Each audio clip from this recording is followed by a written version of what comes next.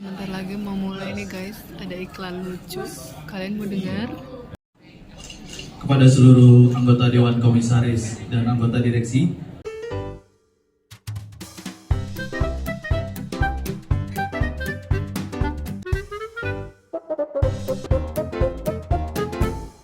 Hari ini aku main PS Bank BTN. Subscribe. Situasinya guys, kita di ruangan terpisah. Jadi ada sedikit perbedaan tahun lalu dan tahun ini. Tahun lalu kita bisa ke lantai 16, sekarang di ruangan terpisah, tapi tidak mengurangi esensi RUPS. Tetap stay tune and subscribe.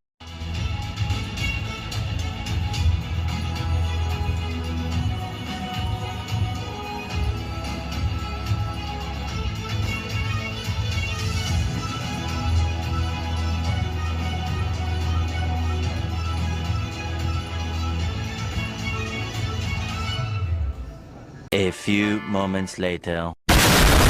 Rapat perseroan pada hari Rabu tanggal 6 Maret tahun 2024 pukul 14:31 waktu Indonesia Barat secara resmi dibuka.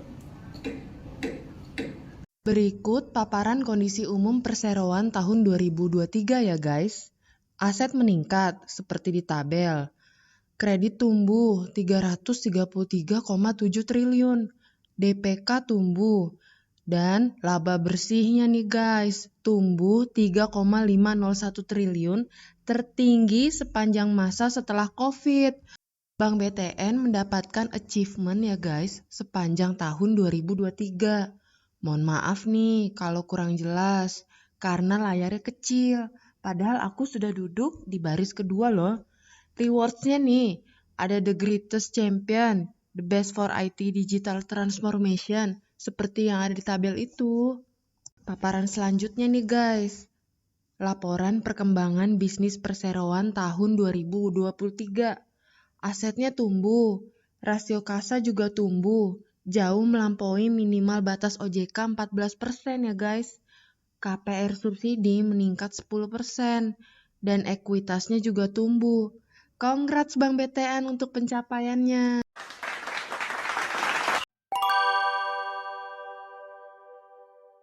Sesi selanjutnya, sesi yang paling seru nih guys. Tanya jawab. Stay tune ya.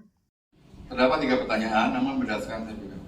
1. Dalam perhatian kami terdapat peningkatan pencadangan rugi. Pencadangan rugi penurunan nilai aset ya, CKPN lah ya gitu. Pencadangan rugi penurunan nilai aset keuangan. Apakah ini disebabkan oleh kenaikan NPL? Dari penanya yang sama, baru-baru ini PT Akulaku Finance Indonesia berhasil mendapatkan pencabutan sanksi oleh OJK.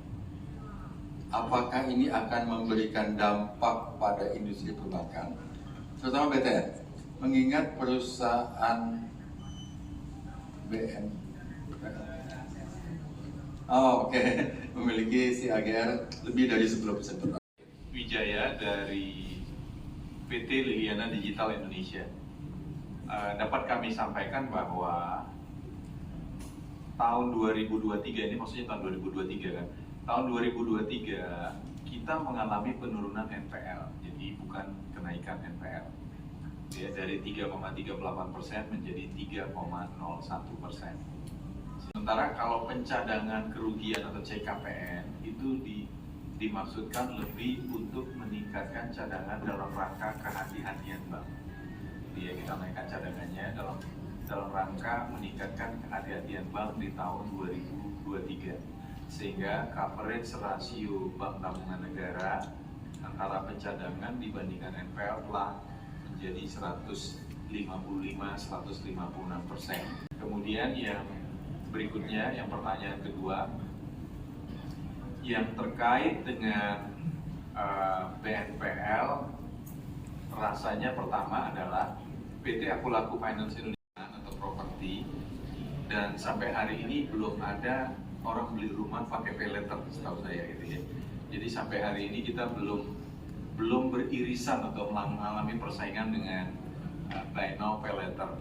Namun kedepannya kami juga sedang merencanakan untuk mengeluarkan produk ini di tahun ini. Mudah-mudahan izinnya keluar dari OJK dan Bank Indonesia di tahun ini, tapi lebih ditujukan kepada nasabah-nasabah priority kami yang memang memerlukan produk ini ke depannya. 9.700 saham. Pada divisi mana yang menjadi gangguan dalam meningkatkan laba perusahaan? Dan solusi apa yang manajemen lakukan untuk memperbaikinya? Sebagai Raja KPR, apakah agenda perusahaan untuk menciptakan layanan KPR flat cicilan sampai dengan 30 tahun, ya, 30 tahun flat ya.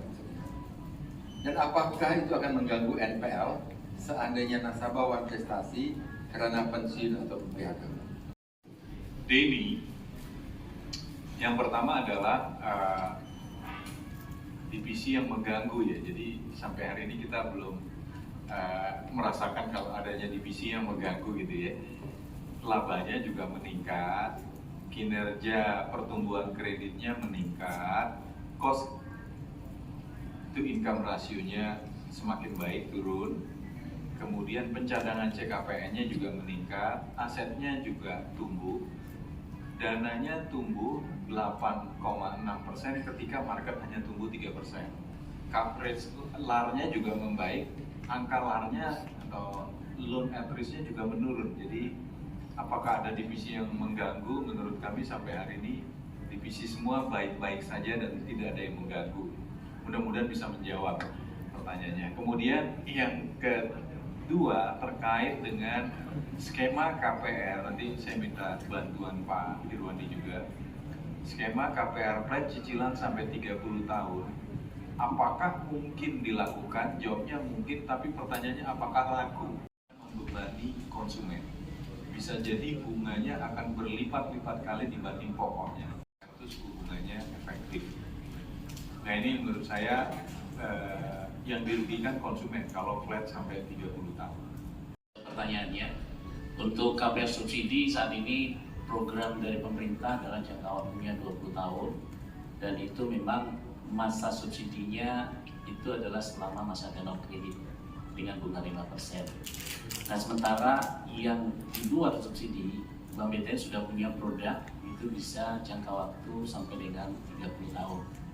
Nah kemudian untuk KPR subsidi sendiri, kami saat ini sedang berkoordinasi atau komunikasi dengan pemerintah untuk membuat skema baru KPR subsidi. Apakah nanti jangka waktunya itu bisa sampai 30 tahun? Tentunya bukan flat, tapi adalah apakah itu efektif ataupun anuitas.